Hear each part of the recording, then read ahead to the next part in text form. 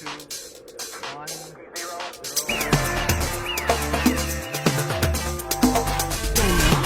tres, cuatro.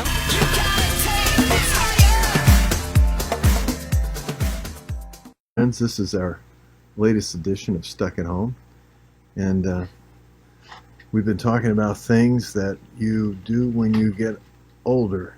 It's a sure sign that you're getting older.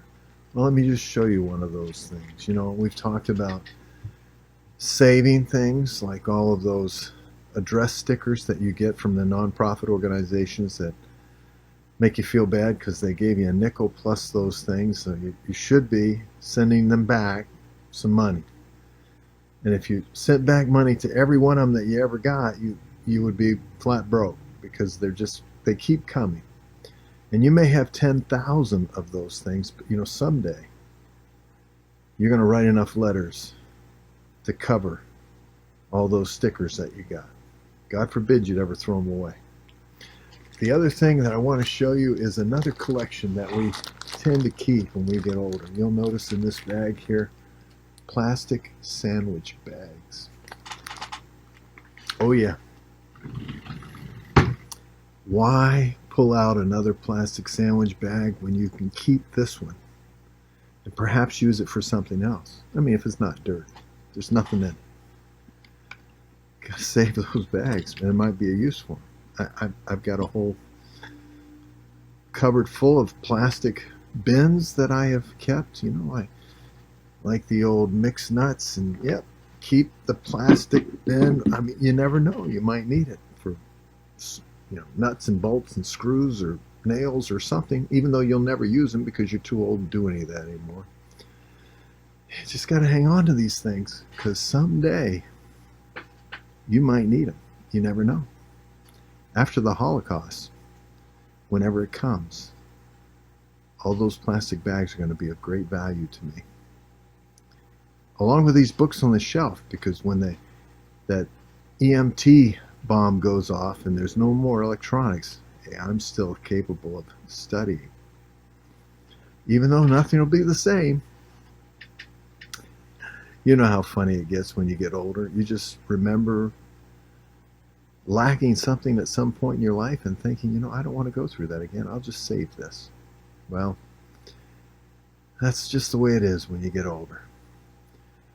This has been an interesting devotion that we've been doing in Psalm 37. I'm not so sure how long we're going to go through it. There's a few points that I really wanted to get to. And what's interesting is that I have tried to record this devotional now.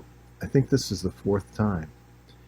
My computer's cut out on me, which, by the way, it's an Apple computer, so can't be the computer. I don't know exactly what's happening. I really took it to mean that God just simply didn't want me approaching it the way that I was going at it, so I have accepted that fact.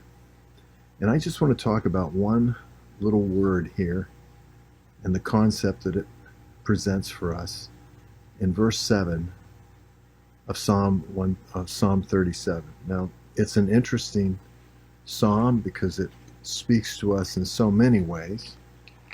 And we've talked about it's that psalm where David is kind of telling the believer, don't let your soul get all twisted around the axle because of what's going on around you, the injustice that you see, the prosperity of the wicked.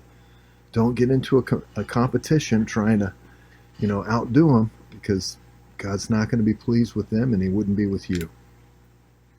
But in verse 7, we've said this, it says, rest in the Lord. The word there for rest can also mean just be quiet, be silent. Just be silent. There's nothing that you can really say or do that's going to be of any value. You have no power over this situation. Just be silent. I think of the Lord being led like a lamb quietly to the slaughter there in 1 Peter chapter 2. And I just think that that's it. And we in Romans chapter 8 are in that same position all the day long. There's many things that just simply aren't fair about the world that we live in. And no matter how we as a nation try and better these things, inequity is part of the human condition. It is everywhere in the world, and it is here. No, although I believe this to be the best system in the world, it's still not a perfect system, and it certainly has been inequitable many times over. But it says here, just be silent, and notice this, it says rest. Rest in the Lord, or be silent in the Lord, and wait patiently for him, in verse 7. The word here for wait patiently is a word that I really want to spend a little bit of just a moment on, because it comes from the root word, and there's some debate as to what the stem is that is the basic root for this, but there are a number of scholars that believe that this root actually speaks of being in labor. So it's that pain that you go through that leads to joy. So you're going through something, recognizing the fact that there is an end in sight, that God has a blessing at the end. And I think that really does speak to us as believers today. We go through lots of things, but there is an end in sight. We understand that there's a good God and that he has our best in mind. It's interesting in Lamentations chapter 3, after those beautiful verses in verse 22 through 25, in verse 26 it says this, it is good, speaking of the believer, that he waits silently, for the salvation is of the Lord. God has it in mind. We're not consumed because of his mercies. His compassions do not fail. He is bound to us in a covenant of mercy. This is our God.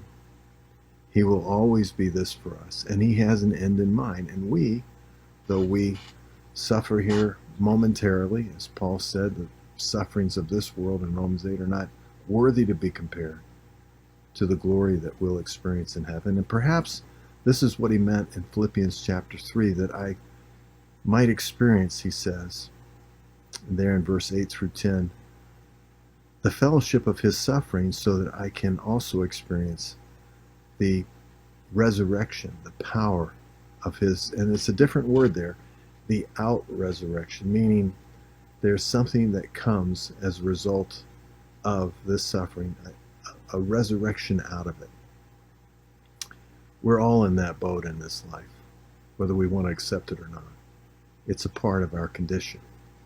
And the blessing is that we can be quiet, silent in the Lord, and go through this pain with a great anticipation of God's goodness, not vexed in our soul or wrapped around the axle because of what's going on, because of the one that prospers in his way, because of the man who carries out his wicked schemes, things that are going on around us that have a mind and a method behind them that is beyond anything that we could ever imagine.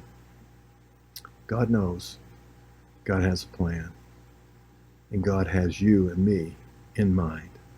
Until next time, friends, God bless you.